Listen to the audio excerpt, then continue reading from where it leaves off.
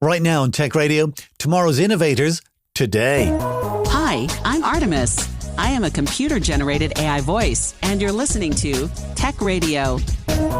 Every week online and on air with RTE Radio, we bring you the very latest in tech. This is episode 1001 and is one of our favourite shows of the entire year, where we take you to visit the BT Young Scientist and Technology exhibition at the RDS in Dublin. Every single year at this, we are just stunned by the ideas, the ways of thinking, and quite often the pure genius of our teenagers who will become the architects of our tomorrow. Remember, this is where the Collison brothers got their big break before going on to set up Stripe, one of the world's biggest payment processors. To check out what the future has in store for us, our editor-in-chief Niall Kitson went to the RDS and discovered loads about AI, social media, dangerous gases, and a whole lot more. From techcentral.ie, this is Tech Radio with Dusty Rhodes and Niall Kitson. Live from the BT Young Scientists Exhibition 2024. Thanks, Dusty. Yes, I'm here at the RDS for the 60th Young Scientist and Technology Exhibition, and it is absolutely rammed here. So I'm going to try and walk the floor and give you a flavour of what's going on in the technology category and maybe even a little beyond. So let's go. Hi, my name is Joe Malloy. I'm a third year from Gonzaga College, and my project is correcting school exams with AI. Tell us a little bit about your methodology and what you found. All right, so simply put, I attempted to correct exams using an AI model that I developed software around. So basically, it is a teacher would input a question and a student would then input their answer, and that is all the manual activity that has to be done by the users. The AI will do all of the rest. It will come up with the answer to the question. It will then give a correction and feedback. And I found that the feedback is actually quite beneficial. So what have you found then in terms of teacher response to this? Have you found that it's generally positive, or is it a question of, well, yeah, this is all very interesting, but there's a lot of contextual things, there's a lot of things about making an argument that maybe isn't as easily replicated by an AI? I've showed it to a number of teachers, and they have all collectively agreed that this is a powerful tool that would be very suited in our everyday lives to help as a study tool for students and a correction tool for teachers alike. And they all agreed that the feedback and corrections were actually quite accurate, which definitely shows the benefits of AI as a feat of technology.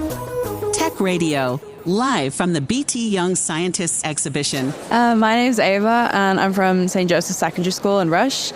And my project is building an algorithm that can detect brain tumours and their type from an MRI brain scan. So MRIs are typically the most used way of diagnosing a brain tumour. And a brain tumour is an abnormal growth of cells within the brain. And there's many different kinds of brain tumours, but around 90% of them fit into three categories: meningiomas, gliomas, and pituitary tumours. So I built an algorithm that can recognise these three kinds of tumours, and I built it by using online data sets, and these data sets contain thousands of images of each kind of tumour. And I put those into folders, and from those folders I was able to build a model. And what the model does is it tells the computer the different characteristics between each tumour. So this tumour is bigger, this tumour is smaller, the different locations that they might be in, and so on. And then I can put that model into a classification algorithm. And then using my classification algorithm, I can put in any MRI image of a brain scan, and it'll give me an accurate diagnosis of a tumour and its type. And what has the reception been like for this so far? I mean, I imagine an awful lot of doctors would look at this and go, absolutely fantastic, this is something that will help reduce my error rate. Yeah, they actually have quite a high error rate. In some countries it can be to 40%. And I contacted a radiologist who would be diagnosing the tumours from these MRI scans, and he said that it would actually be a really useful tool to use in hospitals. Obviously the algorithm would have to be very accurate for it to be used in hospitals, which is why I created mine to be very, very accurate. I made it accurate by using thousands of images, and I tested it around 15 times. and each time it gave me an accurate diagnosis and a very high percentage of how likely it is to be that tumour. Every time I tested an image, I got 85% and up. My highest percentage, or my best result that I got, it was 100% accurate that it was a pituitary tumour. So I built my algorithm to be accurate as it be used on patients. Of course, no science show is complete without mention of drones, and I happen to have found a drone-related project. So tell us a little bit about yourself and what your project is about. Yeah, hi, my name is Ian Cullen. I'm from Kinsale Community School. And I was inspired because I love the environment, drones and AI already, and photography. So I built a drone that can take images and it analyzes them to see if there's fire in the images and also invasive species, and analyzes the types of trees, the different species. And the idea would be that it acts as an early warning system for fires, and it could be used in maybe Australia. And it's also used here because it detects invasive species and it can detect what other species are in the image, and you can model this over time. And it uses convolutional neural networks. I'm not going to go into it. It's very confusing, even for me. But it basically extracts features, and it looks at it and says, these are trees. And in these trees, there's these colors, and that means it has to be this species. That's as simple as. It works actually very well, reaching a loss of 0.00123, which means it's losing no information, almost. Yeah, thank you. So I imagine there's an awful lot of interest from conservationists, from farmers, etc. What kind of feedback have you gotten so far? So far up here, I met a representative of the EPA. They haven't contacted me further.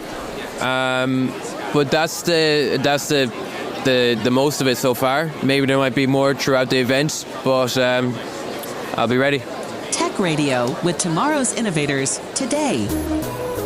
Hi, my name is Charlie Gilon. I'm from St. Gerard's School in Bray, County Wicklow, and I originally thought of this project idea because I looked at a lot of studies done by strong academic sources, and they all showed that there was a moderate link between social media and suicide.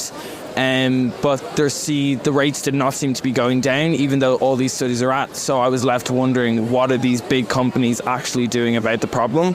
And when I delved further into that, I realized that companies like TikTok, Instagram, Snapchat, YouTube, all short-form content platforms, while they acknowledge the problem, they are doing nothing about it. It is simply about profits for them. The way their algorithms work is they are all about user interactivity, trying to find content that resonates with young people or their adolescent users. And basically, the way their algorithms work is there's a lot of harmful content on these platforms, which they say they block throughout their community guidelines, for example on TikTok, but they block certain keywords like self-harm, but the creators will always find a way around this. For example, SH, the abbreviation for self-harm, if you look it up on TikTok, all these previous self-harm videos will be underneath that. And while the way the videos are displayed are subtle, the messages are so clear and easy to read for young adolescent users. So it's very much an issue of the language around these things changing, and therefore fooling the algorithms or bypassing them when it comes to moderation. Exactly. So at the moment, there is nothing preventing the algorithm. If you like a video, for example, as you can see on my poster, if you like a video, you will immediately, within the next few videos, see something of a very similar kind, and this will continue. And so the average time that a teenager at the moment spends on social media is 2 hours a day. And just think about, you can see 5 videos in 45 seconds, we'll say. And the amount of content, harmful content that these teenagers are being exposed to is just horrific. And there is a very big stigma around teenage suicide. A lot of people will say that they had mental health problems or blame it on other sources. But if you actually take a look at the content that these teenagers are being exposed to on these platforms, it is completely understandable why they would fall into a slump of sorts. This is Tech Radio with Dusty Rhodes and Niall Kitson. live from the BT Young Scientists Exhibition 2024. Just when you think you've got 5 minutes to yourself, I'm in the company of Mark Langtree, the science guy from RTE. I mean, Mark, you've had a little bit of a career journey when it comes to moving from sports to science. Which one is your true love at the moment, or is it like picking between two children? Well, it may seem like I've had this journey from one to the other, but the way I see it is those are my two passions, and at the core of it, the passion is all about education, finding out how knowledge can completely transform your world. I see in how it was able to help me become a professional footballer, be a better footballer, run faster, jump higher, get injured less, and you can see all the top teams using sports and tech to improve their performances. But at the same time, as being a professional footballer, I was studying theoretical physics. So those are my two passions, and combining them changed my world. And seeing the power of education, how it can transform your world, is the core message behind every bit of work that I do, be it the shows here, the TV show, any of the stage work I do, or with my research as well in climate science. So my focus after theoretical physics was in meteorology, and now climate science is the work that I'm doing at King's College London. And no better message to try and inspire action in people as those actions that can help our planet. So the show today is all about, one, making people understand what's happening. We know our climate's changing. We don't always know what exactly we can do. So it's about understanding what's going on, finding out what you can do, and then empowering you to feel confident to do those things. So that's the nature of being here. I think it's a wonderful arena to do that. I think the BT Young Scientists and Technology Exhibition, you have to say all of it, is like no other. This is my 20th year. I know. I came here as a student, absolutely fell in love with everything that's going on, a complete celebration of everything I love, with amazing people, and I said, I'm never leaving this place. I came here, did 2 projects, 2 years, volunteered, worked with the Institute of Physics while I was studying physics, and then started moving into developing my own shows and my own kind of STEM engagement and science communication adventures. So having been on sort of both sides of the coin, if you will, sort of as a participant and later as somebody supporting the event, in a way you've got a captive audience. It's great. People want to learn about science. However, you've had a much greater challenge in perhaps approaching people that don't.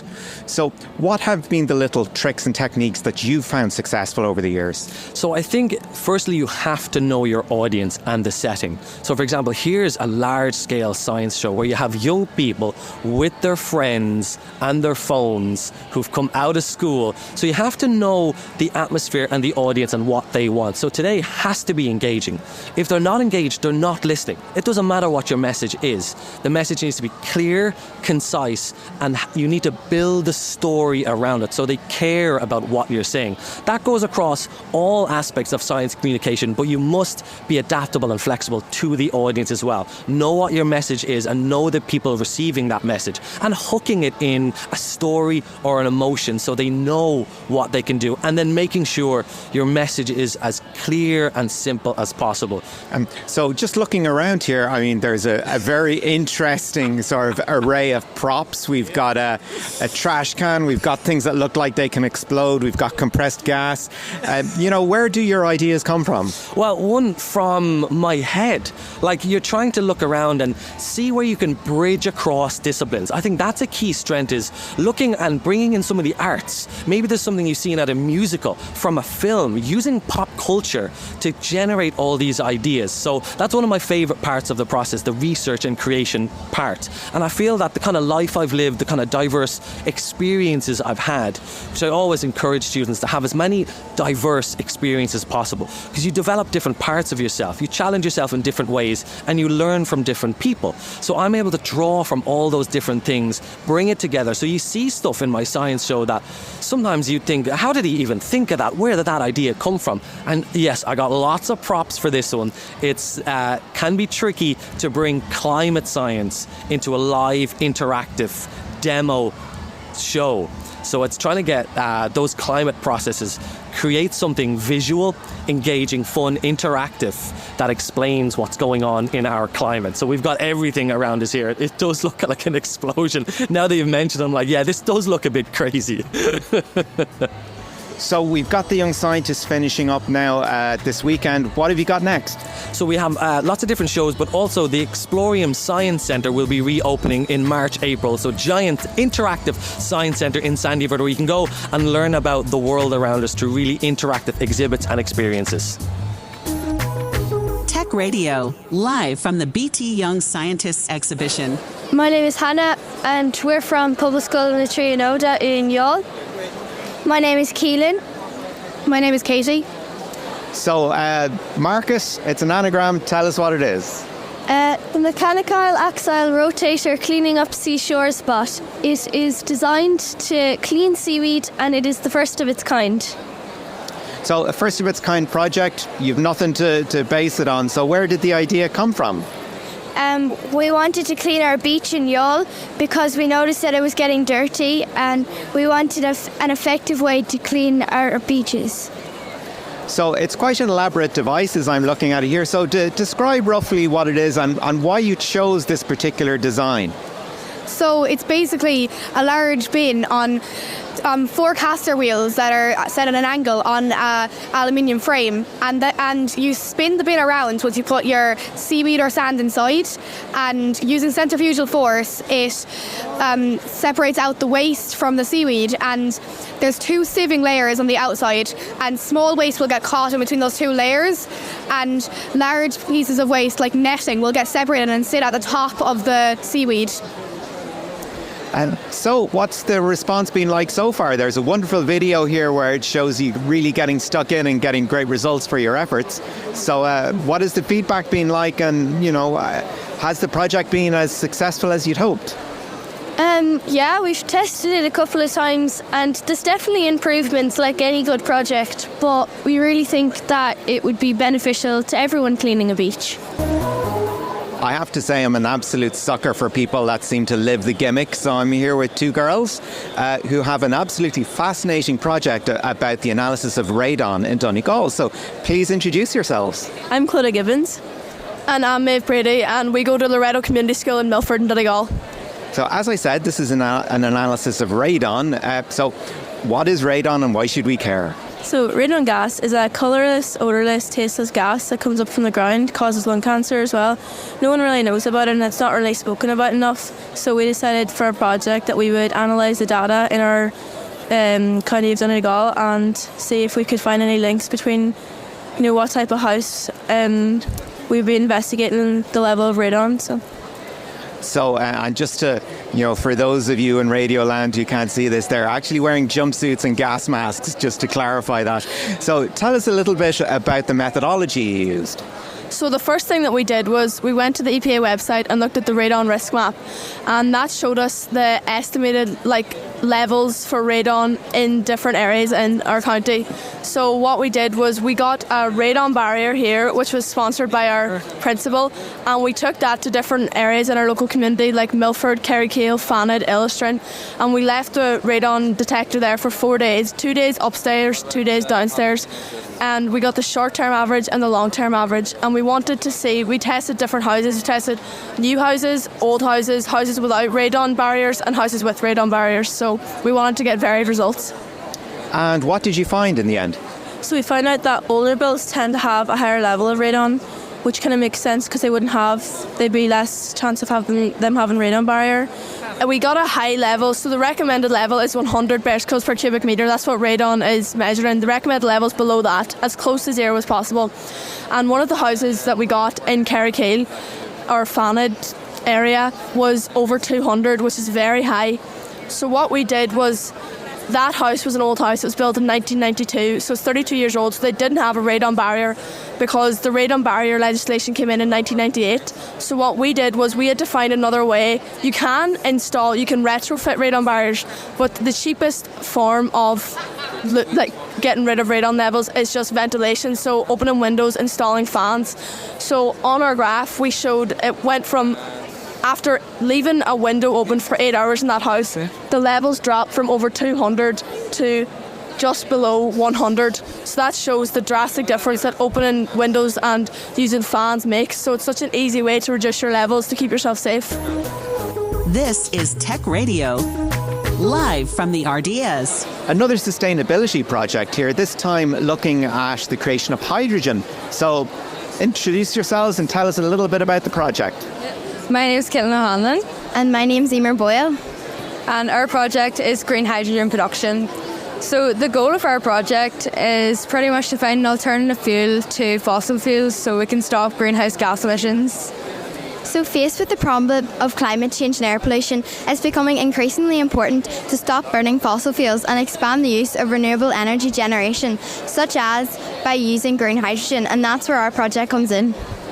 So electrolysis, it's a very I suppose, contemporary way of generating energy, comes with a series of problems as well. So what does your solution entail here? Well, like you said, electrolysis does come with a lot of problems. A major one is the cost of it. It is obviously very expensive to make loads of electrolysis cells and fuel cells. But we're hoping that we can find a way to make the money to get it, and by 2050 the main fuel source will be green hydrogen, or at least a renewable source that's better for our planet. So as was mentioned there has to be sort of a commercial element to make this viable. So, to what extent were you looking at a commercial partner, or did you sit down and go, actually it's going to cost this much to become viable? Well, it would be, for the whole world to be running on green hydrogen, and for net zero, it would be 200 trillion to have the whole world running on hydrogen. So it's an incredibly expensive project, but one, I suppose, with tremendous applications and benefits for everyone. Yeah, so it is incredibly expensive, but the main issue as well for us is trying to get everyone on board with doing it, because obviously greenhouse gas emissions and fossil fuels in general are just a major problem on our earth. So we're just trying to get people on board with switching over from petrol or diesel in their cars to putting in electric cars or green hydrogen. And we're trying to get green hydrogen buses and trains. There is already companies doing hydrogen buses, for instance Bus and Translink. They have them up in Belfast and down here in Dublin as well, but we're hoping to get it more towards green hydrogen, because it's only like, whenever it comes to the exhaust pipe, it's only emitting water vapour instead of the more harmful chemicals that petrol or diesel would produce. Now I'm meeting with Donal Enright from Desmond College in Limerick, who has been looking at ChatGPT. So what has your project been about? My project is about exploring if ChatGPT is a curse or part of the evolution of learning, or is it better or good for learning. I found that ChatGPT is better, as most of the negatives for ChatGPT have been ruled out, as in cheating, as ChatGPT or an AI has been made to detect ChatGPT. So therefore the positives outweigh the negatives. And have you used ChatGPT yourself in school projects?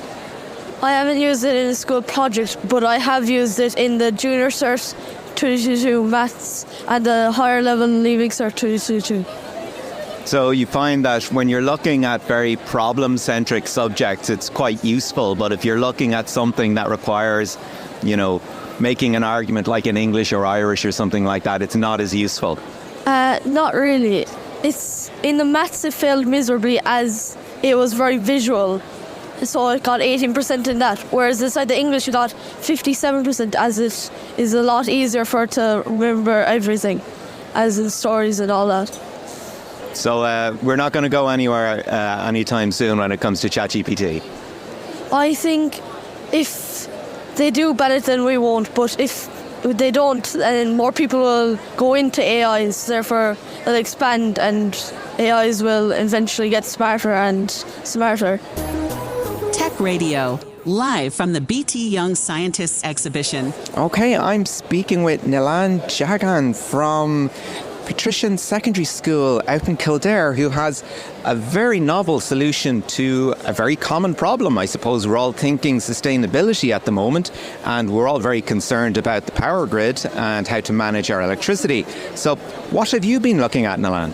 I've been looking to commercialize small wind turbines instead of modern solar panels, because you see, Ireland, you see solar panels on houses everywhere, but you do have a lot of wind that's coming in as well. So why don't we harvest it in household areas themselves instead of using large wind farms? Yeah, because we're very used to seeing offshore wind farms. We're often told that Ireland is a very windy country. So how viable is this? Are we going to start seeing large windmills popping up in people's gardens maybe? After conducting my research, I kind of broke the commercialization down into 3 steps that need to happen to actually make wind turbines popular in Ireland. Firstly, companies need to start to make efficient wind turbines that are both cheap, reliable, and just comfortable for people to use. Secondly, people's mindset needs to change to actually accept wind turbines as an aesthetic improvement into homes in society. And lastly, the government and wind turbine manufacturers need to actually make the turbines a comfortable choice by maybe providing government subsidy to people who have wind turbines. And yeah. So maybe in the future we'll look at maybe selling our power back into the grid through wind instead of solar. Yeah, precisely. My name is Trinity Karthik and I'm in second year in Athlone Community College. Now, you're tackling a very common problem. It's one that we're very concerned about when it comes to artificial intelligence, and that's the issue of bias. So tell us a little bit about your project and how you set about dealing with that issue. So I took 2 case studies for my project. The first case study is that a company receives millions of applications for a Java developer role and is using an AI model to filter those entries. How do we guarantee that the AI model is not biased and filters them based on merit only? My second case study is that a company wants to build a large language model that can write essays and answer any question in a conversational way. In this case, the model is trained with large amounts of texts. How do we guarantee that the model's response is unbiased? And what did you find? So, in my 2 case studies, I developed 2 bias filters using the programming language OR, and I looked over a typical machine learning workflow, which is, in short, it's define the scope and identify the use case of the project, collect the relevant data for the use case, split the dataset into training and testing, and choose a suitable model architecture for your use case. Evaluate the model with the feed an algorithm with the data to train and generate a model, and evaluate the model with the help of test data, and any fine-tune or alignment is done, and to make sure that the model is accurate in providing results. In this workflow, I have added my bias filter program after the data collection stage. Do you think we're going to be stuck with bias into the future, or do you think that a lot of our research will be about detecting bias instead of maybe creating better large language models? Well, the reason in machine learning, everything is based on the data we train the model with. So if the training data is real time or based on the world we live in today, it's obviously going to have some sort of bias. So my project basically removes that bias, so the model is trained with unbiased data sets, and it gives back fair and equitable outcomes.